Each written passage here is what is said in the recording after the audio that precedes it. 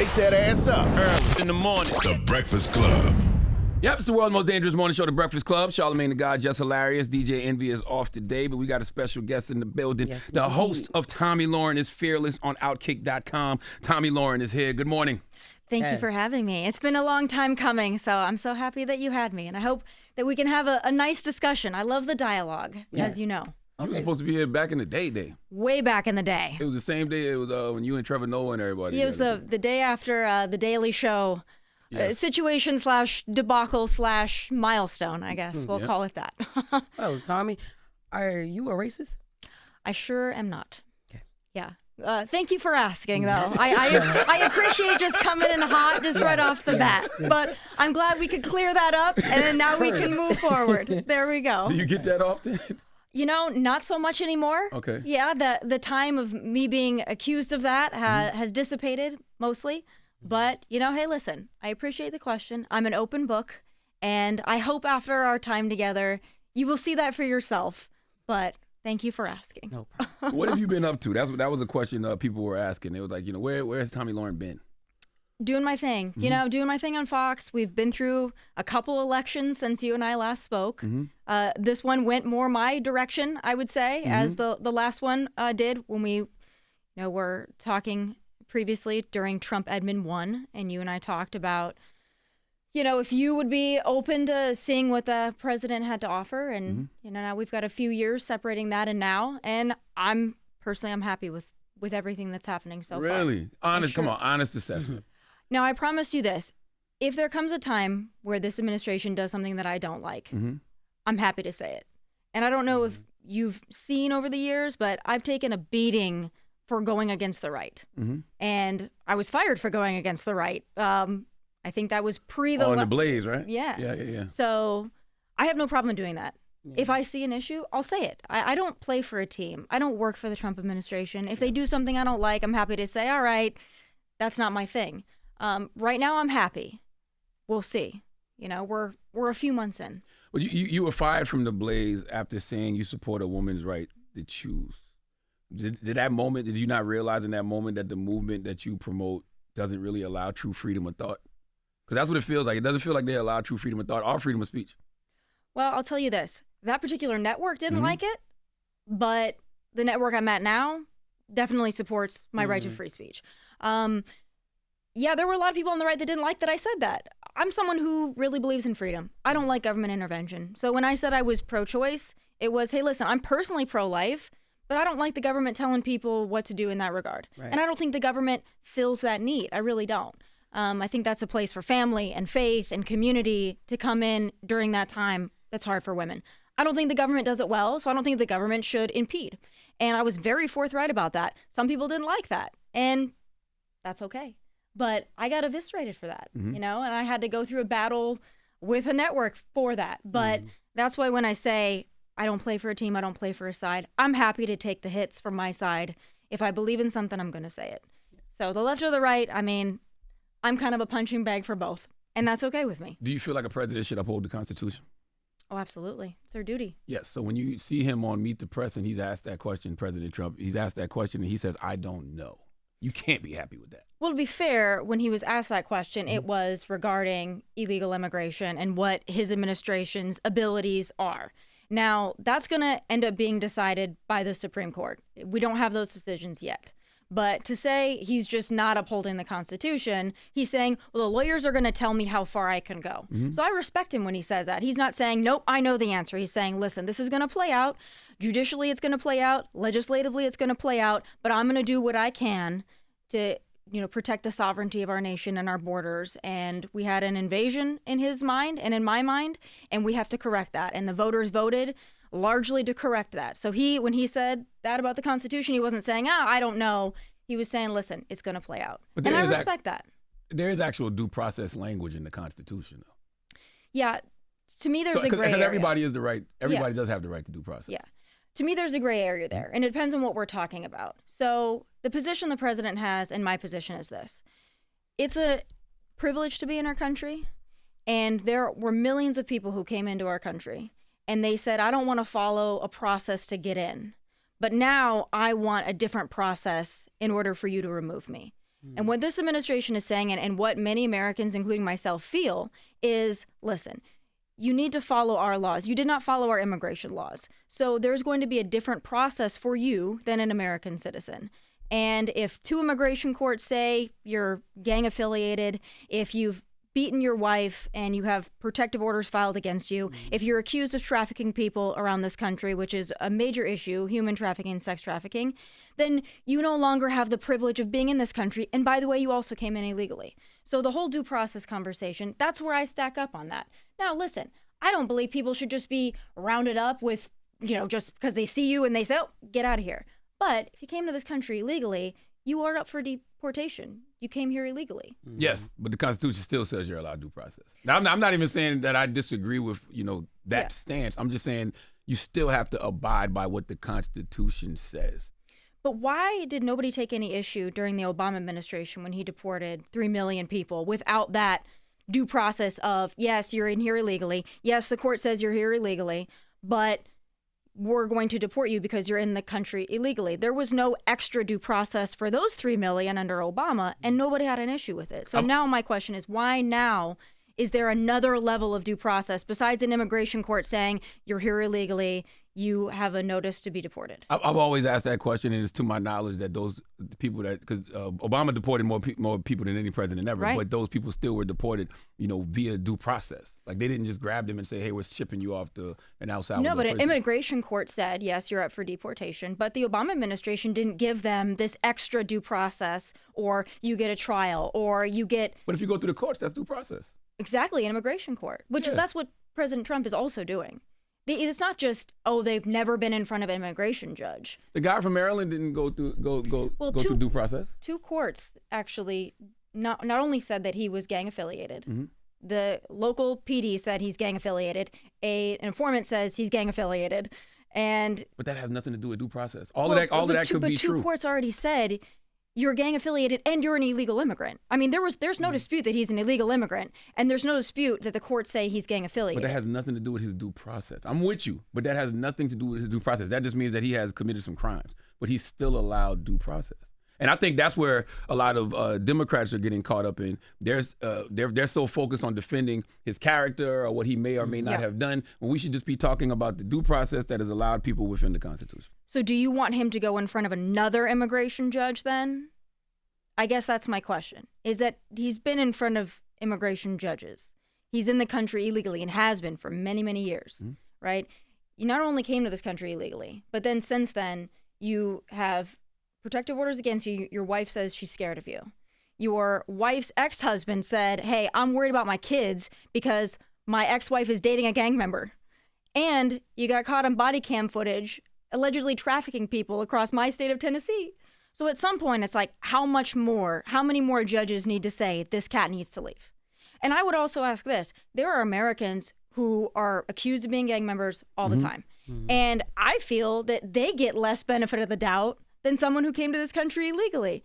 And that should infuriate Americans, that there are people sitting in jail right now who I feel probably get less attention, less advocacy, and they're rotting in jail than someone who came to our country illegally and then continued to break our laws and endanger people. So that's my perspective on it. And I get what you're saying about the due process. I understand That's literally the only conversation. I'm not saying that he shouldn't even, I'm not saying that he should not be deported. I'm just simply saying he should have to go through due process. That's it. I think that, the people like this keep saying, well, he committed this crime, he committed that crime. That has nothing to do with the due process that he's allowed within the Constitution. What do you think about Donald Trump taking the plane? Constitution also says you can't do that either. That's another gray area. I'm not a lawyer. Why is that gray?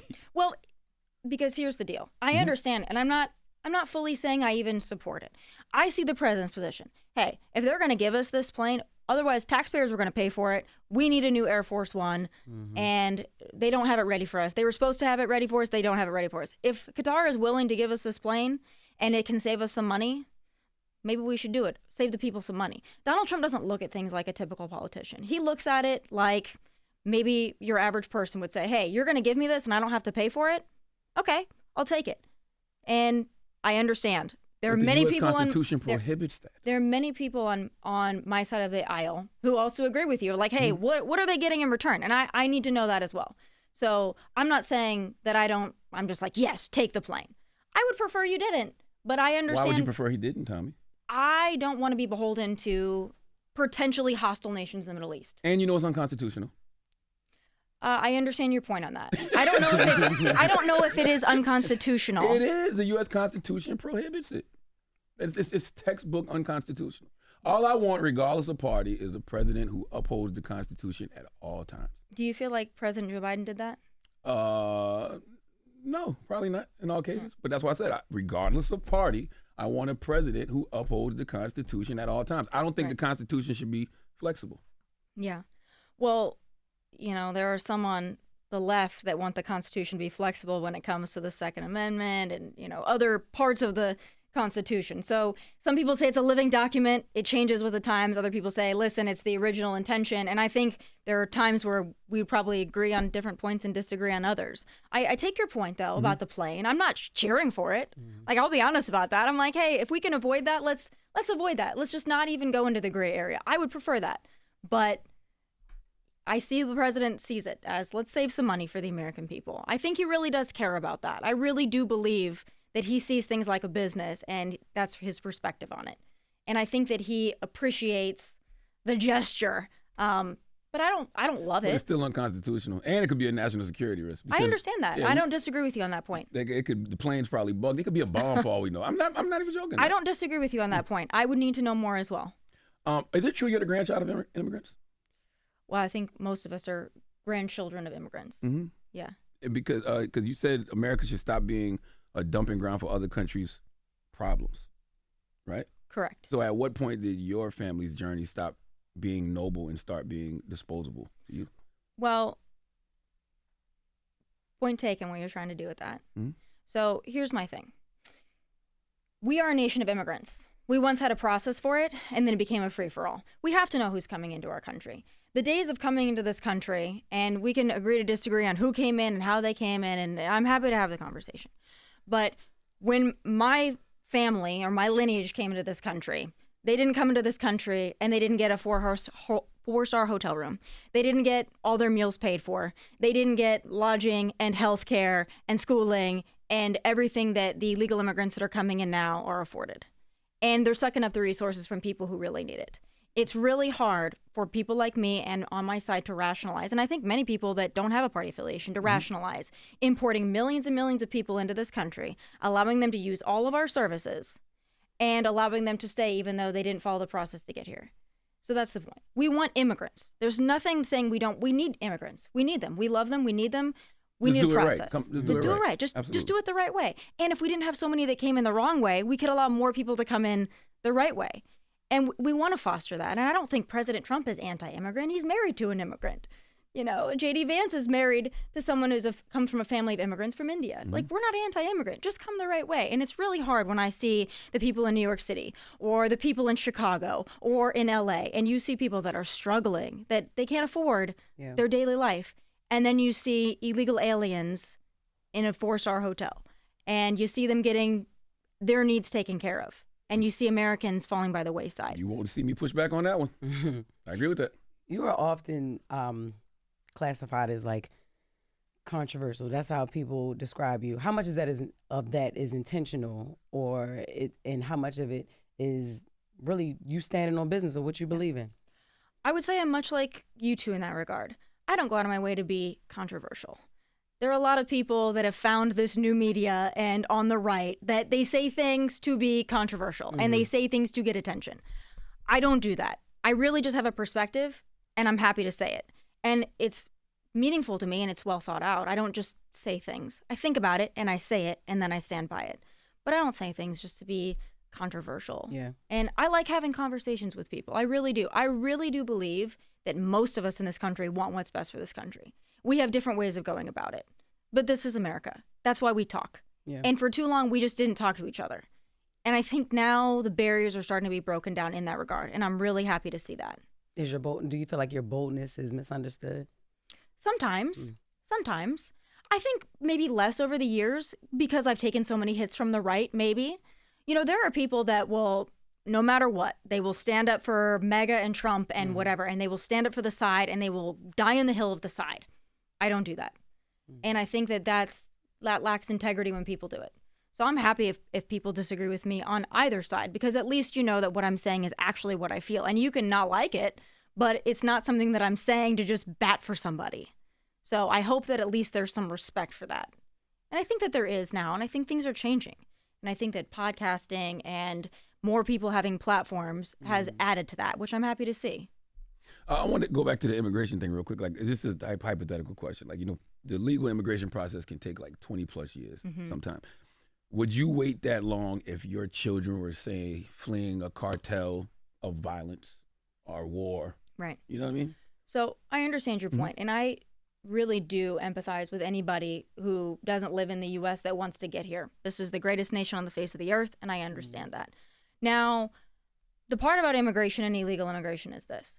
Those people that are coming over this country, when you're seeking genuine asylum or you're an actual refugee, first of all, you got to show up to your asylum hearings, and you got to show up. 90+% don't. That's a problem. But coming here because you want better economic opportunities, that's not asylum. And many people that have come over in the last 4 years, they want better economic opportunities, and I don't fault them for that, but that's not asylum. Now, I'd also say this. If you're coming over because you're fearful of your government, or you're in a war-torn country, or you're in a country that's run by cartels, paying those cartels then to smuggle you into our country does not help your country, because you don't come over here without paying a cartel. You're paying $10,000, $15,000, $20,000, and if you're a special interest alien who's coming for nefarious purposes, you're paying more. So you're not helping your country if you're coming from, Honduras or Guatemala or Nicaragua, and you're funding the very organization that's destroying your country.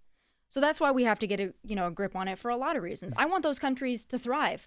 They're never going to thrive if people are paying the very organizations that are destroying them. But what about people who are fleeing those countries just because they want a better life? Do you have any empathy for them? Of course, I have empathy for everybody. Gotcha. But there's still a process.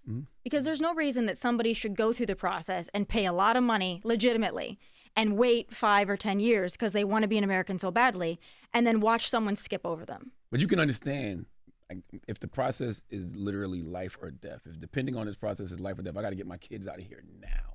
Or I got to get out of here now, or my whole family's going to die. Yeah.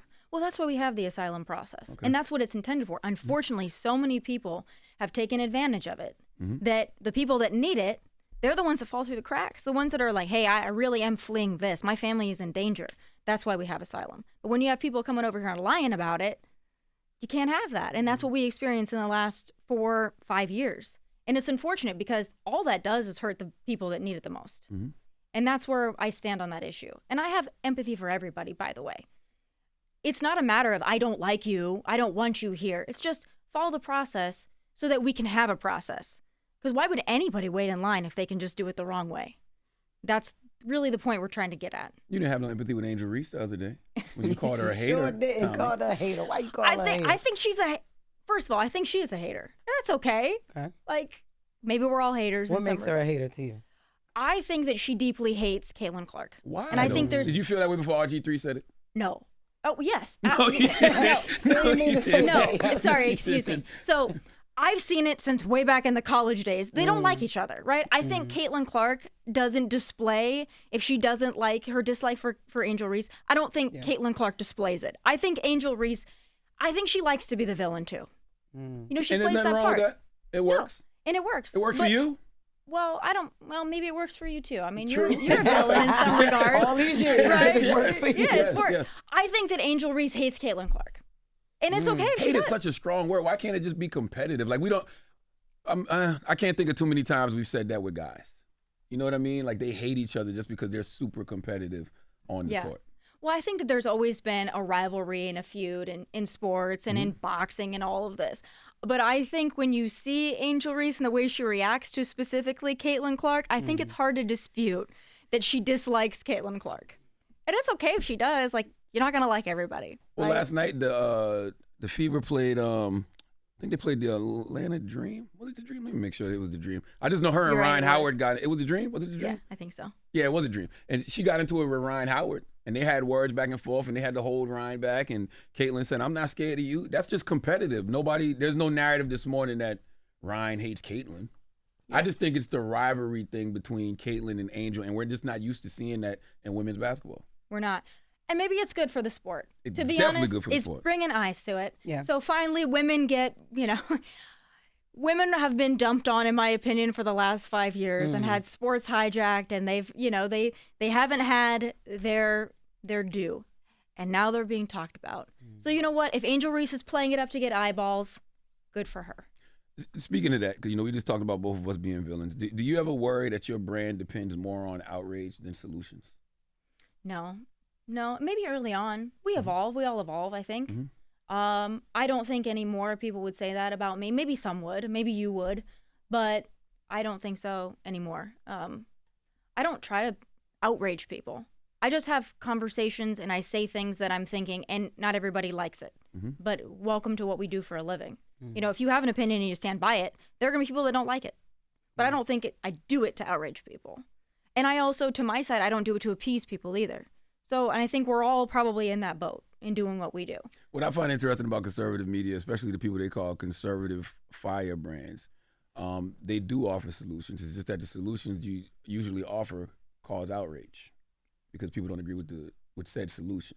So what do you say to that? Well, on the other side, wouldn't it be the same thing? Yes. Yeah. So I think it's both ways. People are not going to like the way you go about things every time. That's why we have two different parties and we have a party in the middle. Nobody's going to like everything Democrats do or Republicans do. Someone's going to be mad, but it's better to do something than to do nothing. And I think that's my whole thing with the Trump administration. People might not like what he's doing, but he ran on it and he's doing exactly what he said he was going to do. And you might not like it, but he's not doing anything different than what he explicitly said, I'm going to do this. And now he's doing it. And the status quo wasn't working. People were not happy with it. So maybe we're going to do something different. And people aren't going to like it, but I think the worst thing is just doing nothing at all. But there was a lot of people who said he'd never really do these things. Like he would never implement, these tariffs. He would never do these mass deportations. Like there was literally people who would hear him say these things and then say, nah, he's not really going to do that. They didn't learn the first time? Damn. That he's going to do what he said he's going to do? When somebody shows you who they are, believe them. Yeah. And some people don't like it, but I like it. I like the fact that I voted for someone and they're doing exactly what they said that they were going to do. When people voted for Joe Biden, I don't think they voted for Joe Biden thinking, I'm going to open the borders and allow 10 to maybe 15 million people come into this country unvetted, largely unvetted. I don't think people would have voted for that. And be honest, if you're going to run on that and you're like, hey, I respect Democrats that are like, open the borders. That's what I want. Okay, well, at least people can vote on that. But don't tell me you're going to do something and then do the complete opposite. Joe Biden ran as a moderate. He was anything but moderate. So he fooled a lot of people. I would argue Trump's doing exactly what he said. And if you didn't believe him, maybe that's on you, but I did. You talk about women's rights and you say you support women's rights, but the conservative movement actively works to script reproductive freedom. So what rights do you believe women actually deserve? Well, I would like women to be able to play their sports without men hijacking them and taking away their accolades and their accomplishments. Yep. So it's hard for me when the left talks about women's rights and they only want to talk about abortion, but they don't want to talk about women's sports and spaces. We can have both conversations. I think Roe v. Wade is way more important than women's sports, even though I don't want men playing in women's sports. But I think that a woman's right to choose should always be a woman's right to choose. That shouldn't be stripped away from her. Well, do you notice that the left have been very quiet about Trump's abortion ban since he was elected? Wasn't that the big concern before he was elected, is that he was going to take away abortion? I haven't heard anything about that. In fact, there are more abortions now than there were under Roe v. Wade. Because people can't afford to have kids because of Trump.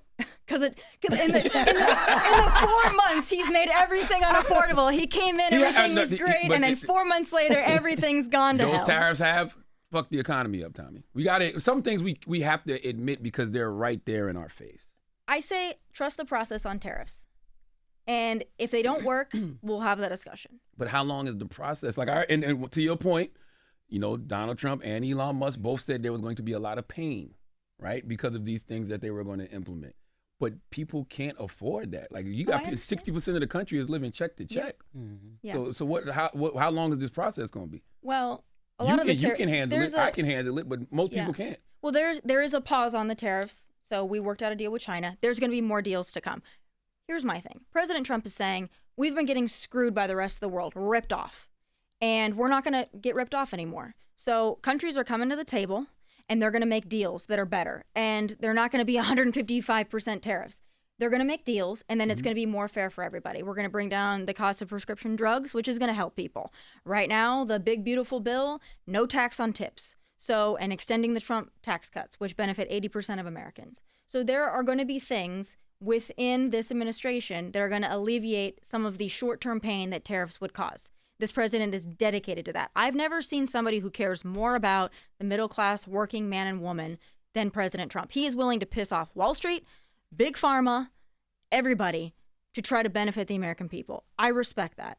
And a lot of people say they're going to do it and they haven't done it. The prescription drug thing, how many people have told us we're going to get down the price of prescription drugs? And they did not want to piss off Big Pharma, so they never did it. And that goes to our members of Congress as well. They never did anything. And Trump said, oh, why are we paying this and this country's paying this when the companies that are making it are in our country? No, we're not doing that anymore. I got to respect that. He's looking out for the American people, and that's everybody who's paying way too high prices for prescription drugs. I would like for all of this stuff to work, but I disagree that he's looking out for the middle class and the working class, because he literally tells the middle class and the working class that, hey, you're going to have to do it out for a while, and, your kids are going to have less toys. He doesn't say that to the rich at all. The rich get big tax cuts. Look at Wall Street, to your point on tariffs. Like the people that were...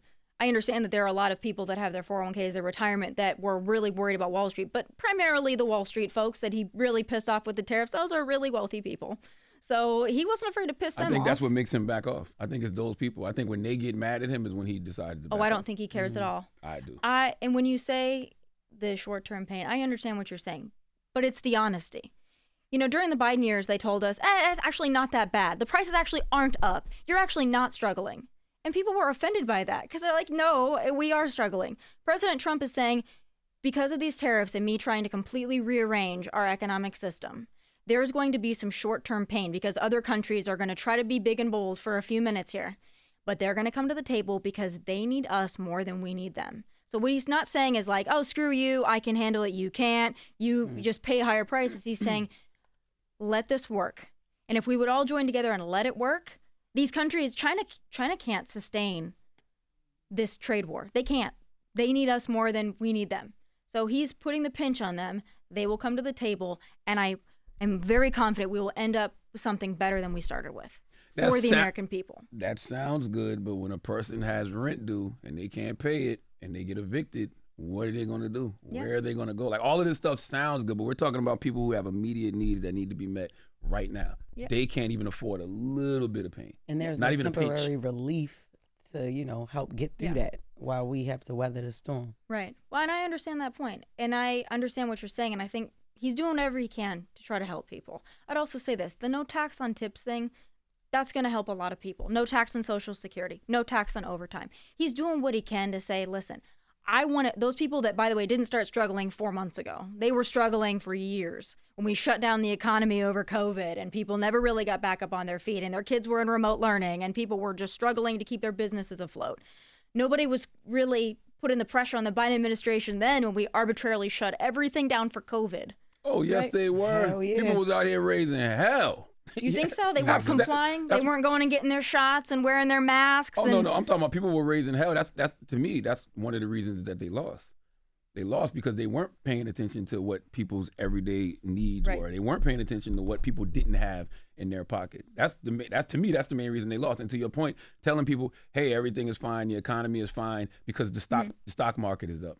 The people I'm talking about don't have no stocks. I agree with you. Now, I would also say this. There was such a stress, too, with millions and millions and millions of people coming into this country that stress resources. So when you've got homeless shelters being turned into migrant facilities, Absolutely. When you've got migrants staying in the Roosevelt Hotel and you've got people sleeping on the streets and people, like you said, who can't afford rent and all that, like that's infuriating. And part of that is these people, I'm sorry, we feel for you, but we've got to feel for our people first. Like we've got to help our people first. And there's a lot of talk about Medicaid and Social Security and all this, and that Trump wants to take all this away. Trump has been very clear. I am not taking this away from people who need it. But the people that are abusing it, oh yeah, they're going to lose it so that the people that need it have it there. I haven't seen them be surgical about stuff like that yet. Meaning that, they never go in with a fine-tooth comb and cut where, they're supposed to cut. They usually just go in with a chainsaw, literally, and just start cutting everything. So it's hard for me to believe that they're going to be surgical when it comes to Medicaid. Doesn't it infuriate you, though, when people say we're going to start cutting, we're going to cut things because we have to, and then nobody has the balls to do it? I want the right things cut. Like, see, that's the thing that even with DOGE, right? We've seen in this country the right way to do what, Elon Musk and DOGE was attempting to do. And that was with Bill Clinton and the National Partnership for Reinventing Government in the 90s. They did it the right way. They went in there, they were surgical, they met with other federal workers, people that worked in the federal government. They met with people who understand what was going on in government, and they cut the right things. They didn't just go in and just start firing people. Yeah. Well, Trump did offer people, hey, listen, if you don't want to come back to work, we'll pay you through September. You know? That's like taking a chainsaw to things. Like, you got to be surgical. Yeah. Like, that's why they were cutting things that they need. Like, they were actually cutting people from the federal government that they need. And like, we have a shortage of aviation workers now. Well, we've had a shortage of aviation workers for many, many years. And it got worse under DOGE. Well, a lot of the people they were cut, and I know Sean Duffy personally, the people that were cut through there, they were not people that are your air traffic controllers. They were not your pilots. They were not people in charge of that. They were extra workers. Now, nobody wants to cut anything. Like, nobody wants to take someone's job away. But the fact of the matter is we are going to go bankrupt unless we cut something. So at least be honest with people. But like, we got to cut something. And people aren't going to like it. Like, someone's going to lose something. That's just the nature of the beast. But when you cut something and realize, oh shoot, we actually need those people, and try to hire those people back, and you don't even have. That's an F up, and you gotta account for that. And Elon Musk has. And I'm not sitting here being an apologist for Elon Musk either. By the way, I do think things should be more surgical. But when there's so much waste, fraud, and abuse, and they go in and they look at this, and it's like, oh my God, we're walking into the house, and it's probably a demo mission here, and you try to just fix one little thing at a time. They're like, this is so bad that we might need to shut these entire departments down, and we can reinvent them and we can reopen them. But it's so bad right now, and the drainage is so bad on our resources. We've got to, cut our losses at some point. And then we got to figure out what we're going to do next. But there was so much abuse, and people going to concerts, and government workers renting out stadiums and Caesars, and just getting away with it. Well, isn't it better to measure twice so you only have to cut once?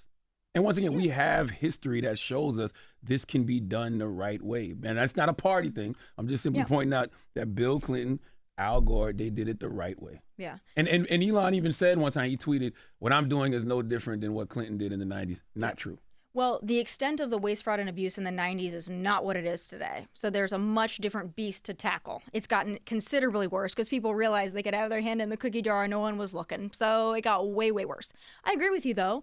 There does need to be a methodical process. I think that has, in the last month, I think that's been more so the stance. You're not seeing DOGE doing what DOGE did on the outset. They came in very zealous and very excited, and I think they've dialed it back. Yeah, because Elon got the fuck out of there because he realized it was affecting his real business. Yeah. That's what he's still doing it. He's just not as outward on it. But I think they've dialed it back. They named the new president, right? The guy who created Project 2025 is the new head of DOGE. Forgot his name, though. Oh, I don't think so. Elon Musk is still there. No, he's still working in DOGE. He's just taking a step back from the limelight. Yeah. Gotcha. Yeah. You recently broke down new evidence in the Tory Lanez case, right? And you highlighted a Republican congresswoman for pushing for his release. Yep. What do you think about conservatives stepping into things like that, like the high-profile celebrity cases? Yeah. What do you Well, think about that? there needed to be another look into that case. And the new evidence that they found, and some Not of the really evidence that evidence. was, what's that? It's not really evidence. It's hearsay. Well, It's literally like if I was driving a car with Tomi Lahren and I say, I heard Tomi Lahren say that she's racist and she wants everybody that's black and brown to be sent to another country. That's literally what this is like. But Charlamagne, I'm really confused because if Tory Lanez actually didn't shoot at Megan Thee Stallion, wouldn't you be the first person to be like, hey, this person is in jail for the wrong reason? And if there's Absolutely. more evidence that could exonerate him?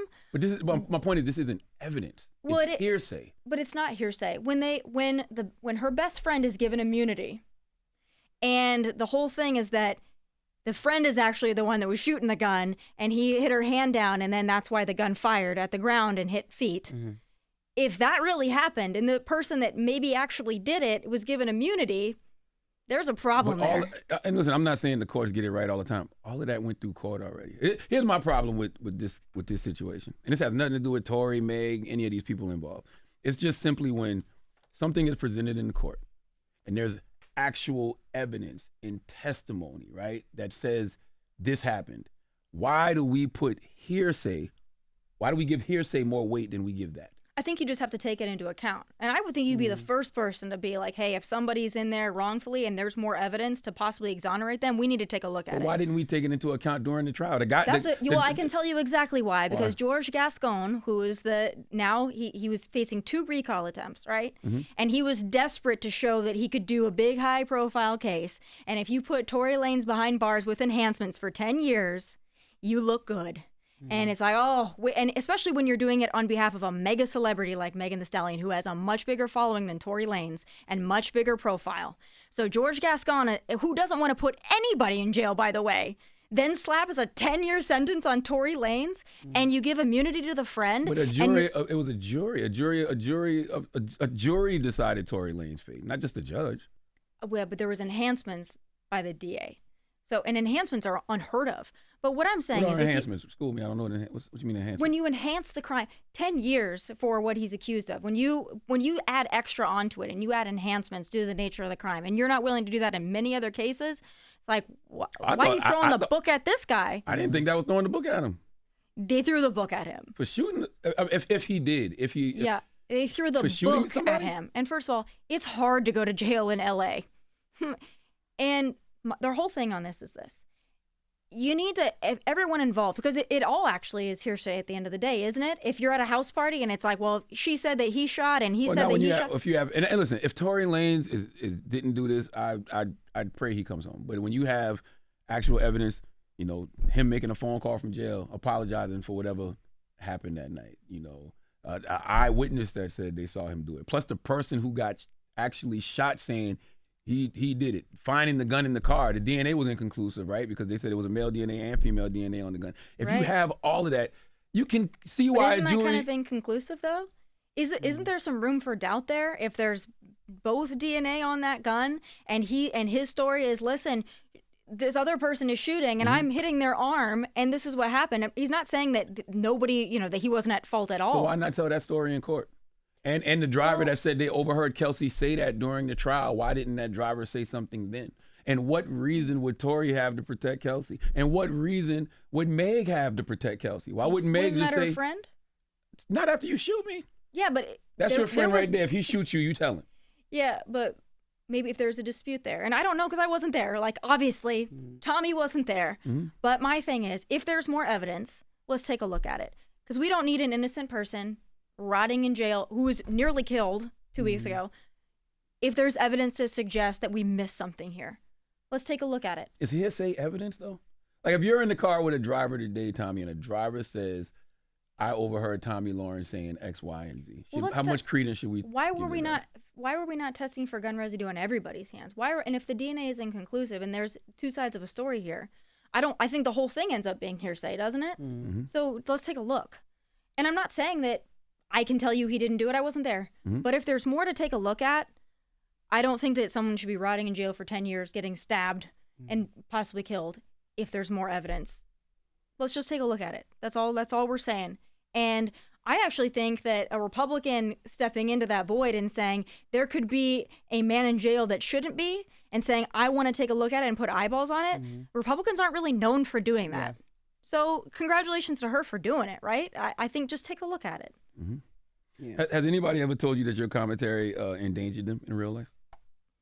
Not in real life. People say a lot on the internet. Yeah. If so, what responsibility do you think you would bear for that? Do you think that your free speech, that you should be held accountable for everything that everybody does because they hear you say something? Depends what it is. Yeah. I can't think of anything, and maybe I'm wrong, that I have said that would endanger somebody. I've never called for violence against anybody. I've never, if people don't like what I say, okay. And if people agree with me and then they're deranged and they do something, that's not on me any more than it would be on you if someone agreed with you and then they wanted to carry out something because they heard you say something and they're deranged and took it the wrong way.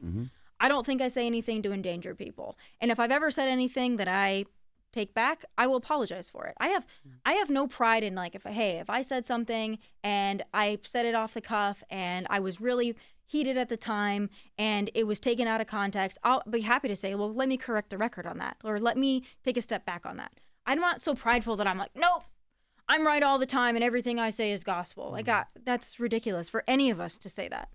This is my last question. How do you protect your piece, right? Because when people see Tomi, right, they can just see the commentator, right? And they like the controversial part of you, but you're still a person first, like just a person first. How do you protect your piece? Do you ever get stressed out in that way that people only see? Some people can't look past who you are, you know what I mean? Like on your show or like what you're known for. Does that ever bother you that people don't look, they just see you for what you do? Like the commentator, the fearless, the boldness. How do you protect your piece with that? First of all, do you get stressed? Yeah. And then if so, how do you protect your piece? Sorry. You got to have a thick skin. You know it. You know it. You can't be in this business and be fragile. No. You just can't. You can't be a and snowflake. some people are just not going to like you. And I could sit here and I could say anything and I could do anything and some people are just not going to like me. And I have to accept that. And that's okay. But I really have learned to not care so much what people think, especially if they've never met me before. That's my take on it. If you've met me and you're like, I don't like her, she's a bitch. Okay. But if you've never met me, just take the chance. And some people are never going to get the opportunity. I understand that. Nobody's ever going to meet you and have their personal opinion. I like to think and I believe that if people meet me like we're doing today, that they can be like, oh, you know what? I disagree with her, but she's not like this monster. I wish we could talk more to each other. Because I think if we stop villainizing people based on what they do for a living or the opinions that they have, I feel like we could come together as a country and just say, yeah, we agree to disagree, but like I don't hate that person. I don't wish bad things on that person. I hope we're getting there. And I think more conversations like this help us to get there. Do you think, I only got a couple more questions. Do you think like the conservative movement, even the liberal movement, more so I guess on like cable news networks, do you think they're more concerned with influencing policy or just going viral? I think there are people that are interested in going viral. Sure. People are making money off of it now. Like when I started doing it, I wasn't making money off of it. Like I wasn't getting ad share revenue off of it. And I wasn't on X trying to, do the engagement farming so I could get my check from X every month. So I was just doing it because I really felt it. There are people now that realize there is money in it. So you can say crazy things and you can get a lot of clicks and people will talk about you. But you got to live with yourself at night if you're doing it for that reason. And if you're just doing it to get the attention, and people can see through it. I think people are so good at detecting BS at this point, and they can tell when someone's not genuine and they're just saying it to say it or to go viral. But I don't feel the people that I work with at Fox are very meaningful with what they say. And I feel that the people that I work with... Not all of them now. Some of them are just funny. Jesse Waters is just entertaining. Well, he's fun. But do I believe Jesse believes the things he says? Yes, I do. Yeah. But I think he's just up there being entertaining. I know Gutfeld is just being entertaining. Yeah. But they're having fun, and that's okay. But I don't think that, specifically the people that I work with, I don't think they're doing it to go viral. I really don't. And at Fox, it's like the people that have been doing this for 20 years, they don't know what viral is. Like, they know what it is, but they're not, Sean Hannity's not like, let me go viral. Yeah, I don't think Sean's trying to go viral. Do you, you said you were doing it at one time, though. No, I said when I was going viral, I wasn't making money off of it. It wasn't like, let me say this so I can go viral and make money or get influence. I was saying things that I felt and it went viral. But I never did it like, let me say this to go viral today. I think when you know that when you commentate on certain aspects of the culture, especially black culture, you know that it's going to cause a lot of people to start engaging with you. Sure, but engaging is fine. Starting a dialogue is fine. I think we should start a dialogue. That's why we do what we do. If nobody's having a conversation based on what you say, you probably shouldn't do this for a living. Like if you just go on and you're like, I'm just going to have a mediocre day today and I'm just going to say things that are right down the middle and not piss anyone off, you probably shouldn't be in the talk show business or the radio business or any business. But I don't say things. I guess the point I'm trying to make is I've never said anything that I don't believe for the purpose of going viral or making a headline or a soundbite. I've never done that once. And I've taken real hits from my side of the aisle for things that I've said that didn't go along to get along. So I take it from both sides. And like for me, there's not a calculation that goes into it. Have you ever changed your mind? Sure. I've changed my mind. I've evolved on things. Yeah. Absolutely. And when you're in this business and you're in it for long enough, like you realize, oh, wow, some of the stuff that I said when I was 24, maybe I wouldn't say today at 32. You learn and you grow in the business. Have you ever had to alter your personal choices and beliefs to protect your image from a base that judges women harshly? Well, people say really nasty stuff to women. So it's not fun when people pick on your looks or they pick on everything about you or, oh, you know, I'm not going to sit there and correct everyone that's like, oh, you had a nose job. I didn't have a nose job, but if you want to think I had a nose job, whatever. I mean, it's women take it just in much different way than men. Like, they don't pick on what men wear. They don't pick on how they just women. It's like, oh, this is why is she wearing this? She's ugly. Why does she wear that? Or why is her makeup like, whatever. That's fine. I guess I'm saying conservatives, a lot of conservatives, I really do hate saying conservative liberal, but I really feel like a lot of conservatives feel like women have a place. You think so? Yeah, absolutely. I would say there are a lot of women in the Trump administration right now that are in very high roles that are not in the place that maybe old conservatism would say that they would be in because they're running things. Like, women are really running this administration, I think. Do you think conservative media elevates fewer women to real power? Not at all. Okay. Most of the people at my network are women in high places. Our CEO is a woman. She is a woman, yeah. Yeah. And she's a badass woman. Okay, so what about, like, I guess for prime time, like Laura Ingram's the only one that has a show on. Well, Laura Ingram, but I mean, if you look at our lineup, I mean, on right now would probably be Harris Faulkner, who has her own show. And then I'm going to go sit with her on Outnumbered. And that's all women and one man. And then after that is America Reports, co-anchored by a man and a woman. And then you go into, Will Cain, and then you go into The Five, which is mixed group of people, and then you go into Brett Baer, and then you go into Laura, Jesse, and Sean. Yeah, like, we don't say, oh, we need women here and women there, but we have like a very good mix.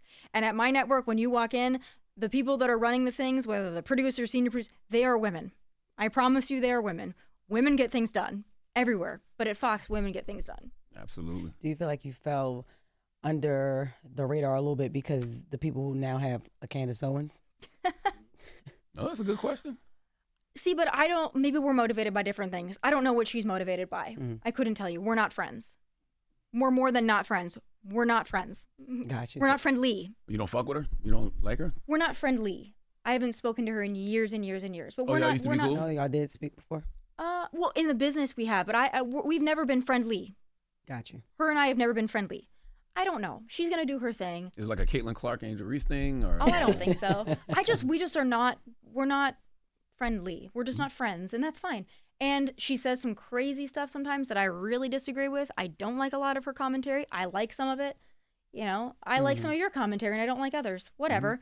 But my motivations are I think my motivations are different. I don't know, because that's her motivations are hers. I can't tell you what they are. I would never claim to know what someone's intentions are. I don't say things to be controversial for the purpose of being controversial, to go viral, to say things that, and maybe she probably does believe them. I'm not saying she doesn't believe them. I don't do that. You feel like she does, though, is what you're saying. I don't know why she does it. Like, I really could not tell you. And I would never sit here and say, well, I know why someone does something, because I don't know. And I haven't spoken to her in many years. If her and I were sit down, I'd be like, hey, and she would ask me probably the same thing. Hey, do you believe everything you're saying?